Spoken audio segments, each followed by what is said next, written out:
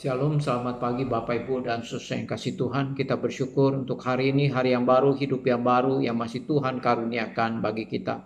Jika kita masih bisa memasuki hari ini, hari Rabu tanggal 4 Agustus 2021, kita tahu bahwa semuanya ini adalah karena anugerah Tuhan dan karena kasih Tuhan yang besar bagi kita. Untuk memasuki hari ini, saya ingin mengajak kita bersama-sama merenungkan satu bagian firman Tuhan yang diambil dari Injil Matius pasal yang ke-24 ayat yang ke-45 sampai ayat yang ke-51. Perikop ini berbicara tentang hamba-hamba yang setia dan hamba-hamba yang jahat. Tuhan Yesus mengatakan bahwa pada waktu kedatangannya yang kedua kali, maka akan didapati dua macam hamba. Hamba yang pertama yaitu hamba yang setia dan bijaksana. Siapakah hamba yang setia dan bijaksana yang dimaksud oleh Tuhan Yesus? Hamba yang setia dan bijaksana adalah hamba-hamba yang didapati melakukan tugasnya dengan setia ketika tuannya datang kedua kali. Hal itu dapat kita lihat di dalam ayat yang ke-46 dikatakan demikian. Berbahagialah hamba yang didapati tuannya melakukan tugasnya itu ketika tuannya itu datang. Jadi hamba yang setia dan bijaksana adalah hamba yang dapat dipercaya, yang setia melakukan tugas yang dipercayakan oleh tuannya untuk dia lakukan dan dia terus lakukan sampai tuannya datang. Nah, kemudian ada hamba yang kedua. Kebalikan dari hamba yang setia dan bijaksana, hamba yang kedua ini adalah hamba-hamba yang jahat. Ya, hamba-hamba yang tidak melakukan tugas yang diberikan kepadanya, tetapi malah dia melakukan hal-hal yang tidak diingini, yang tidak dikehendaki oleh tuannya. Dikatakan demikian. Akan tetapi apabila hamba itu jahat dan berkata di dalam hatinya, Tuanku tidak datang-datang, lalu ia mulai memukul hamba-hamba lain dan makan, minum bersama-sama pemabuk-pemabuk. Nah, itu yang dilakukan oleh hamba-hamba yang jahat. Mereka menyangka bahwa tuannya sudah begitu lama tidak datang. Oleh karena itu mereka bukan hanya tidak melaksanakan tugas yang tuannya percayakan kepadanya, malah mereka memukul hamba-hamba yang lain.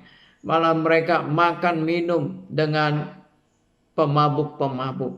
Itu yang mereka lakukan. Nah, Bapak Ibu dan Saudara yang dikasihi Tuhan. Ya.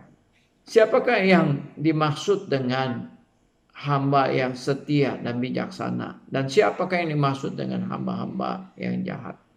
Jadi perumpamaan ini diberikan oleh Tuhan Yesus. Ya. Satu adalah sebagai suatu peringatan. Ya, jangan sampai ketika Tuhan Yesus datang kedua kali, kita sebagai hamba-hamba Tuhan, kita sebagai pelayan-pelayan Tuhan, kita sebagai murid-murid Tuhan, kita sebagai orang-orang percaya, orang-orang Kristen, jangan sampai kita sama seperti hamba-hamba yang jahat, hamba-hamba yang tidak melaksanakan tugas yang Tuhan percayakan kepada kita dengan setia. Tetapi sebaliknya Tuhan ingin supaya kita setia melaksanakan tugas dan tanggung jawab yang Tuhan percayakan kepada kita. Sambil menantikan kedatangannya yang kedua kali. Sampai Tuhan datang yang kedua kali. Jadi ini adalah merupakan suatu peringatan. Walaupun ini adalah merupakan suatu peringatan yang disampaikan dengan perumpamaan, tetap ada orang-orang Kristen yang demikian. Tetap ada hamba-hamba Tuhan yang demikian. Pelayan-pelayan Tuhan yang tidak setia, pelayan-pelayan Tuhan yang jahat tetap ada. Nah, oleh karena itu Bapak Ibu dan Saudara yang kasih Tuhan, Tuhan tidak mengkehendaki seorang pun daripada kita sama seperti hamba-hamba yang jahat, yang tidak melaksanakan tugasnya, malah minum, mabuk, dan juga memukul hamba-hamba yang lain, melakukan hal-hal yang dikehendaki, yang tidak dikehendaki oleh Tuhan. Itu yang pertama, ada hamba yang setia dan bijaksana, tetapi ada juga hamba yang jahat.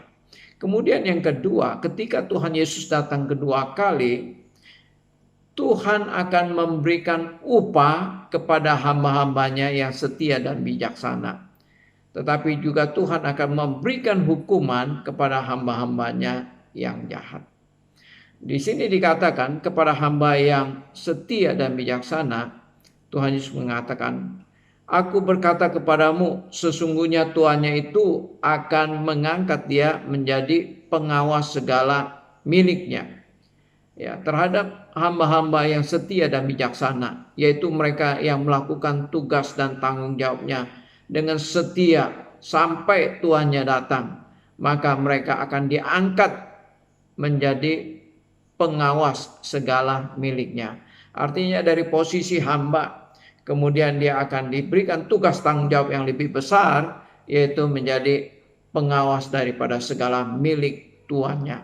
Itu adalah merupakan suatu kepercayaan yang besar yang akan dipercayakan kepada orang-orang yang setia dan bijaksana.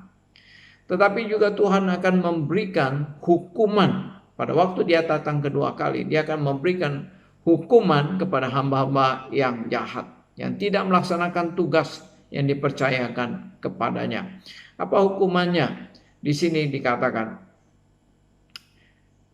maka Tuhan hamba itu akan datang pada hari yang tidak disangkakannya dan pada saat yang tidak diketahuinya, dan akan membunuh dia dan membuat dia senasib dengan orang-orang munafik. Di sanalah akan terdapat ratapan dan kertakan gigi. Nah, Bapak, Ibu, dan Saudara yang dikasihi Tuhan, kepada hamba-hamba yang jahat ini, yang tidak setia melakukan tugas dan tanggungnya, akan diberikan hukuman. Ya, dikatakan akan membunuh dia dan membuat dia senasib dengan orang-orang munafik. Itu yang akan diterima, akan mendapatkan hukuman.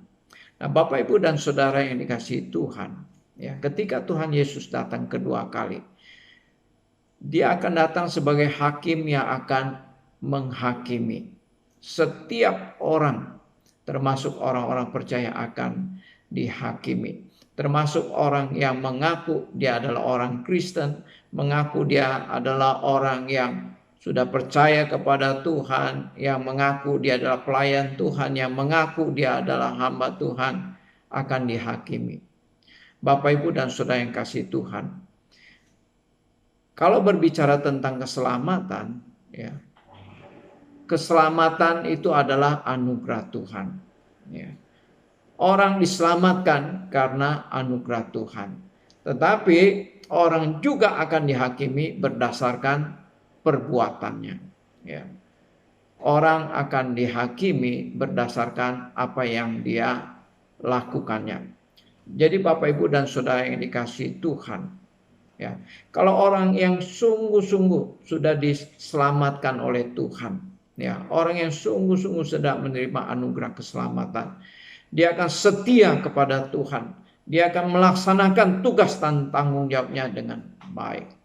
Tetapi kalau orang yang mengaku Kristen, mengaku hamba Tuhan, mengaku pelayan Tuhan, hanya mengaku dengan mulutnya, tetapi dia tidak pernah menerima anugerah keselamatan, ya, malah dari sikap dan perbuatannya adalah jahat di mata Tuhan, ya, maka orang-orang yang demikian akan dihakimi menurut perbuatannya.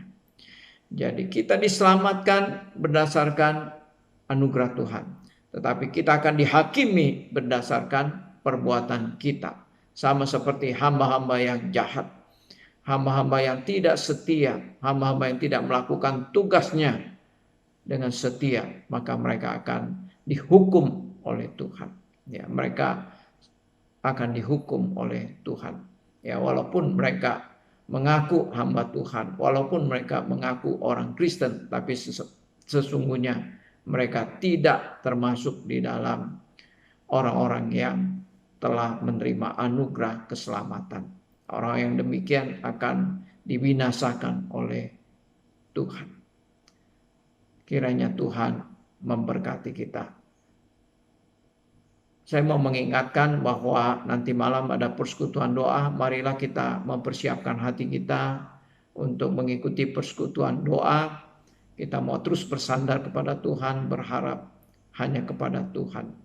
Selamat beraktivitas, Tuhan memberkati kita semua. Amin.